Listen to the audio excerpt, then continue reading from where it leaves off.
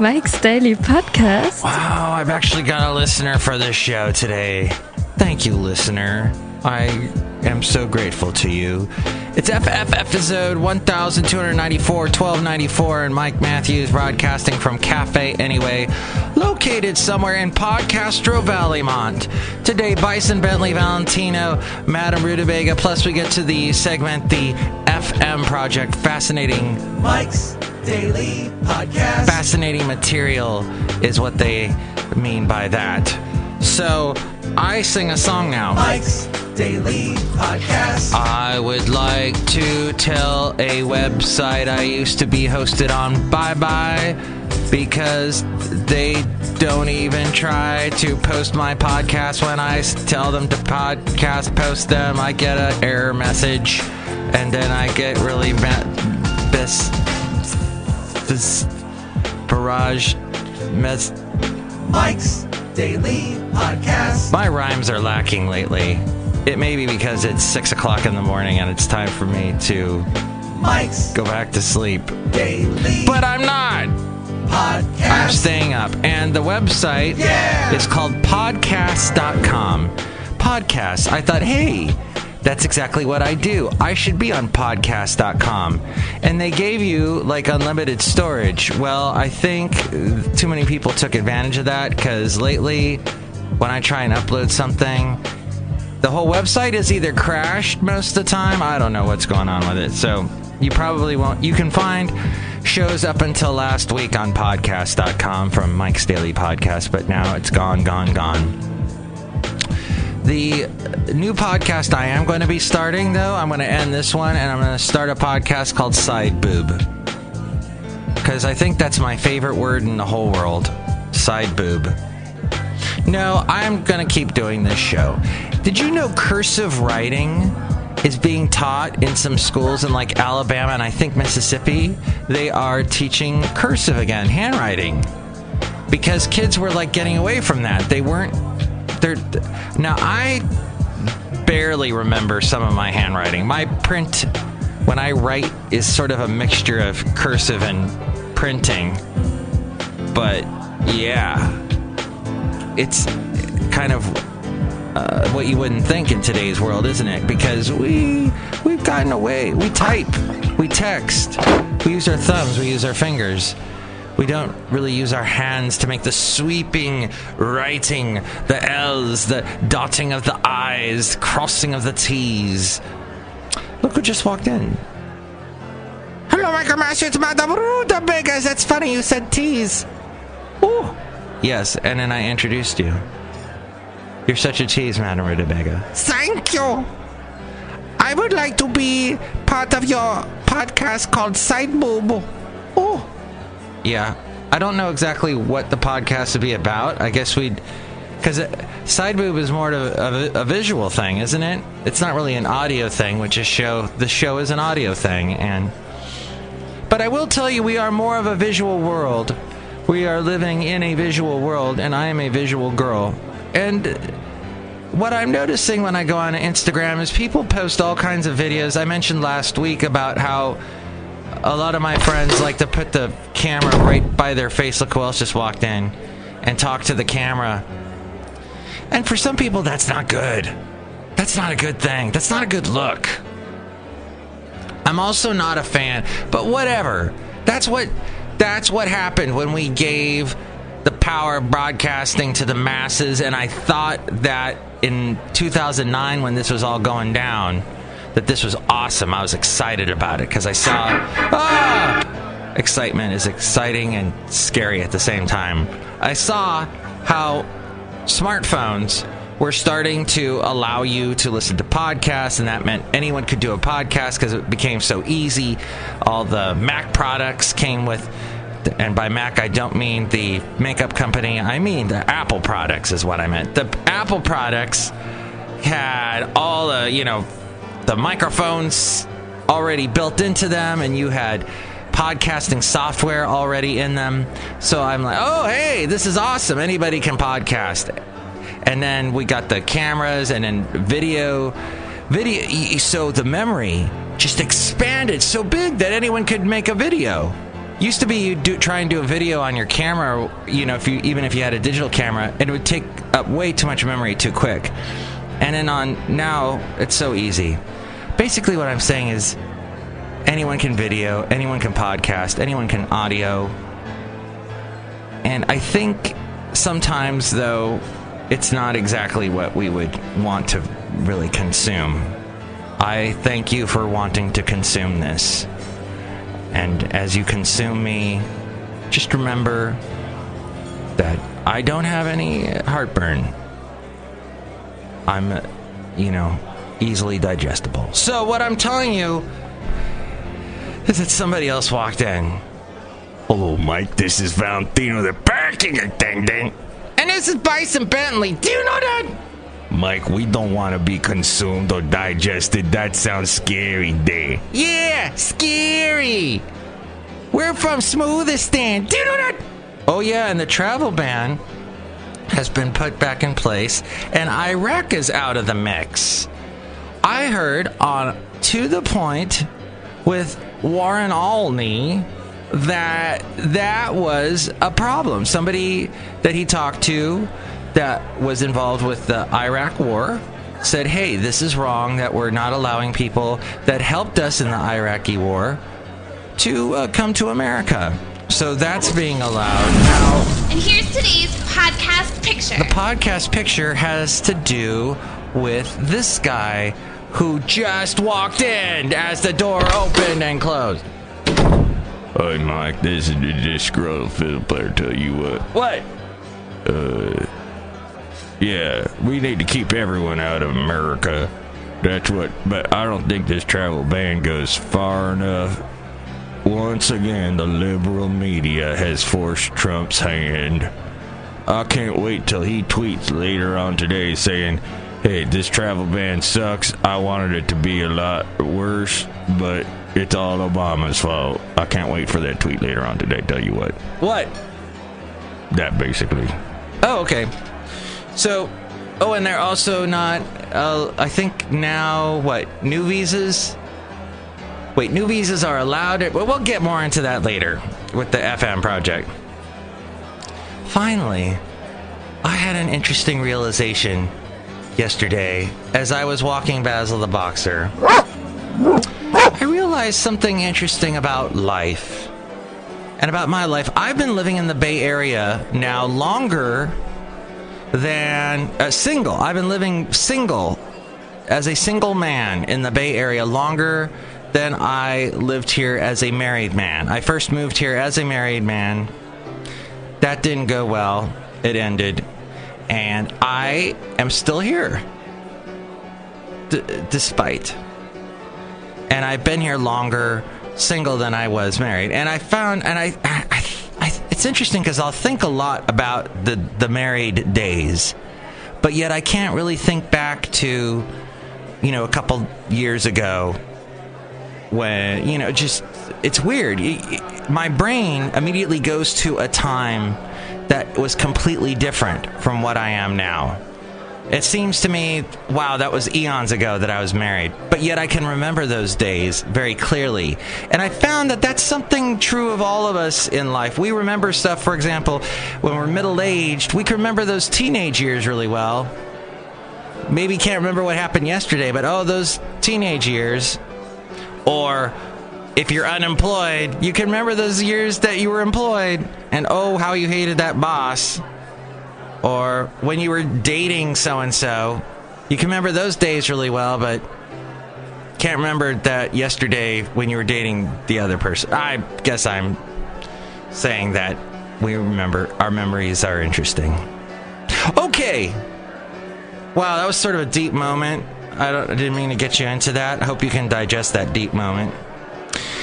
But if you'd like to digest more stuff about this show, and I'll stop using that word because that's kind of creepy, you can go to MIKEs-DAILY-PODCAST-1294-Care. There's links to all the old shows and all the places to find us on media. And maybe you want to go on social media and put a camera right next to your face and film that and post that. Good for you. Bully for you. Or take a picture. People with their selfies, and I've talked about this before many times, but the selfie culture is so funny, isn't it? The fact that people, when they take selfies, they find a face that they like, and then they keep that face for every single picture. And you go through all the pictures, like on Facebook, they have that, what is that, where you can look at just only pictures of that person that has that page, and they have the exact same expression in every picture because they see themselves with the selfie, and they're like, I'm going to make this face because I look best with this face. And it's just so fake, because when you meet them in real life, they never do that face. Stop it! Anyway, Cafe Anyway. I missed it there. One more time. Cafe Anyway. Anyway. Thank you. You can find all that stuff at MIKEs-DAILY-PODCAST.com. I have a couple selfies, it's true. I try and mix it up with my smiles and faces, but whatever. I don't have a lot of selfies. Okay, there's a couple. I try to put a lot of the scenery pictures. I try to put the pictures of except for the cartoon today with the disgruntled fiddle player. That's why I brought him in, he's on the podcast picture. Mike, I want to thank you for letting me be on your podcast. It is an extreme honor. Now I'm going to play a little bit of baseball. Wow. He's playing baseball in the cafe. Look out! Broke the window. You have to pay for that. I got a lot of money. I didn't know that. Huh. What a surprise. Greed is good. Now, finally, you can go to the Amazon link if you'd like to help out the show. If you're going to buy anything on Amazon, just remember, go through MIKEs-DAILY-PODCAST.com first, and that helps us out. There's also the past podcast pictures, past interviews.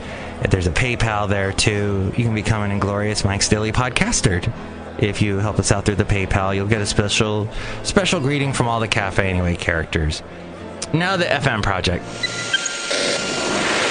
The Fascinating Material Project. Burger Master. Okay. Well, I thought I was going to talk about the travel ban, but I guess we're going to talk more about the Affordable Care Act, which was the other big thing that happened yesterday. A day after House leaders released a plan to supplant the Affordable Care Act, those same leaders braced for the task ahead to forestall an outright revolt amongst conservative Republicans who already showed signs of agitation late Monday, this according to the Washington Post. The co-founder of the House Freedom Caucus, Republican of Ohio Jim Jordan, said, "Keep the Cadillac tax in place, keep Medicaid in place till 2020. We didn't have Medicaid expansion in the bill we sent to Obama, but we have it in the one we send to Trump. That makes no sense to me." Representative Justin Amash, a Republican from Michigan, said, "It's Obamacare 2.0.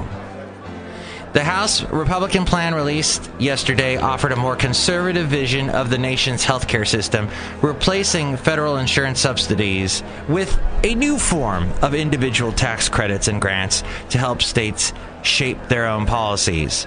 Under two bills drafted by the separate House committees, the government would no longer penalize Americans for failing to have health insurance, but would try to encourage people to maintain coverage by allowing insurers to impose a surcharge of 30% for those who have a gap between health plans. The legislation would preserve two of the most popular features of the 2010 health care law, or Obamacare, letting young adults stay on their parents' health plans until age 26. That was a good one.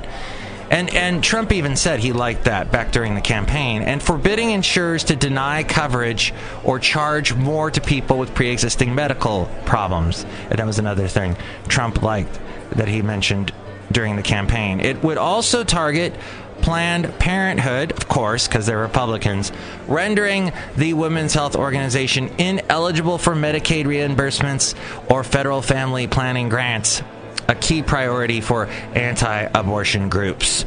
Taken together, the bills yesterday represent the Republicans' first attempt and best shot to date with an ally in the White House, and because they control every frickin' thing now, to translate 7 years of talking points about demolishing the ACA, Obamacare, into action.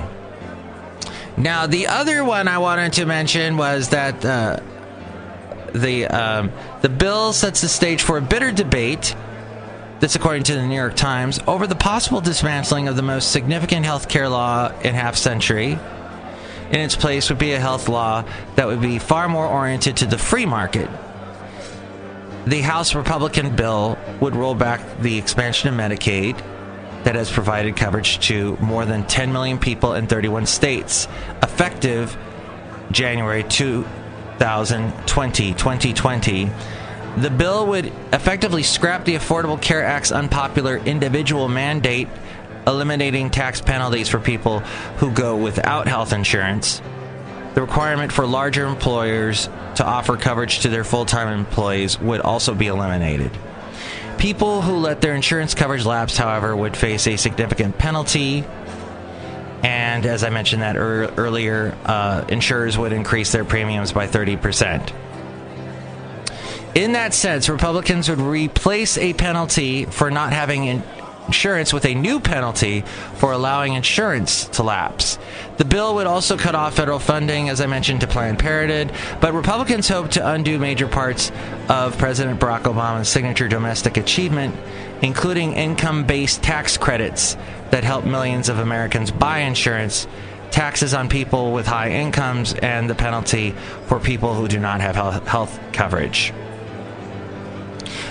Democrats denounced the effort as a cruel attempt to strip America of their health care. Nancy Pelosi of California, and I always do the Irish accent because I once knew a guy in Ventura, California, who is Irish, who hated Nancy Pelosi. And God, he would say some things like, "We should take Nancy Pelosi to Ireland and strap a bomb to her." Yeah, he'd say nice things like that. He did not like her. Republicans, said Nancy, will force tens of millions of families to pay more for worse coverage and push millions of Americans off of health coverage entirely. And then she said this about Steve Bannon. What's making America less safe is to have a white supremacist named to the National Security Council. It's a stunning thing that a white supremacist, Bannon, would be a permanent member of the National Security Council and dismissing Chairman of Joint Chiefs and the Director of National Intelligence as permanent members. That's right. That had nothing to do with the health care plan, but whatever. 2 House committees. Now what happens next is they plan to take up the legislation tomorrow. That's the Ways and Means and Energy and Commerce. House Republicans hope the committee will approve the measure this week, clearing the way for the full House to act on it before a spring break scheduled coming up April 7th. It'll be here before you know it. And you know what's going to be here before you know it, too, at the end of April? You'll be able to go swimming in the Podcastro Valley, Cold Canyon Lake area. That little swimming area that people my age should not be swimming in because it's full of kitty crap. Because kids get in there and poop. The outlook of the Senate is less clear. So I don't know why I brought that up. They probably do a good job filtering that water. It is disgusting, though, if you think about it too much. Under the House Republican plan, the income-based tax credits provided under the Affordable Care Act would be replaced with credits that would rise with age because health care becomes more expensive as you get older, as you well know. In a late change, the plan reduces the tax credits for individuals with annual incomes over $75,000 and married couples with incomes over $150,000. Now, I am going outside. We bring you Mike's Daily Podcast somewhere in Podcastro Valley. That's pretty much today in a nutshell. I hope you like the nutshell. I hope it's a nutshell that it's pretty and entices you and makes you happy and feel good inside. I would like you also to remember the good days. Remember the good days of Obamacare that you enjoyed so much. I'll tell you though, I went from paying $500 a month to paying practically nothing with Obamacare. I had $500 a month I was paying for... Oh, I just dropped papers all over outside. All my script. I don't know what to say now. Yeah, so I had what was it? So I had Anthem, and they were charging me, every year they were charging me $100 more. And I was going through my divorce and everything. I didn't really pick apart because my ex-wife was taking care of all the finances, and then I suddenly realized, oh my God, I am paying way too much for health care. What am I getting for this? And I was getting nothing. So I said, hey, I can get on Obamacare because I make nothing. And then I realized Obamacare was great. So I was a fan.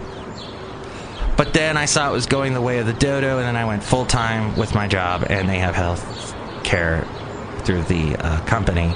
And then I realized that now I'm back on Anthem. Ugh.